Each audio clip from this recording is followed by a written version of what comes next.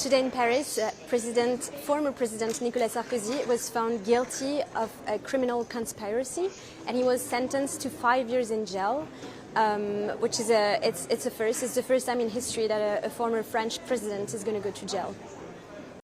So this was a long-awaited ruling because this case has been in French media for more than a decade, and what the court ruled on today was that they found that Nicolas Sarkozy was indeed guilty of conspiring of a criminal conspiracy to obtain funds illegally from Libyan officials to fund his presidential campaign. However, the judges said that there wasn't enough proof to say that the corruption did happen. So he was convicted of criminal conspiracy, but not on corruption charges.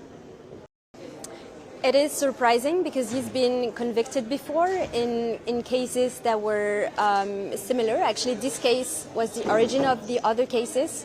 And, you know, he's always appealed when he was found convicted, he's always appealed his sentences. And so this is the first time that even though he said he's going to appeal, the judge also applied what is called in French an exécution provisoire, which means that the sentence will be carried even though an appeal is underway.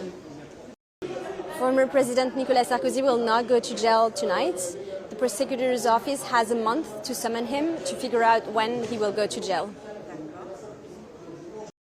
I was in the courtroom today, and it's not the first time that I was in a courtroom because Nicolas Sarkozy has a lot of legal precedents. So he's been convicted multiple times for various charges, including corruption.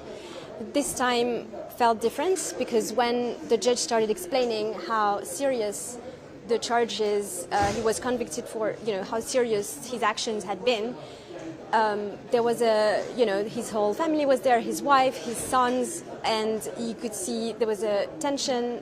Also, journalists were surprised when the ruling came and when we all understood that he was going to go to jail because he's been implicated in legal cases for more than a decade now. And now, after all this time, he's finally going to jail.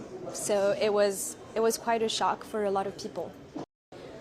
After the hearing, Nicolas Sarkozy gave a statement to reporters in which he said that he was innocent and he accused the justice system of being unfair.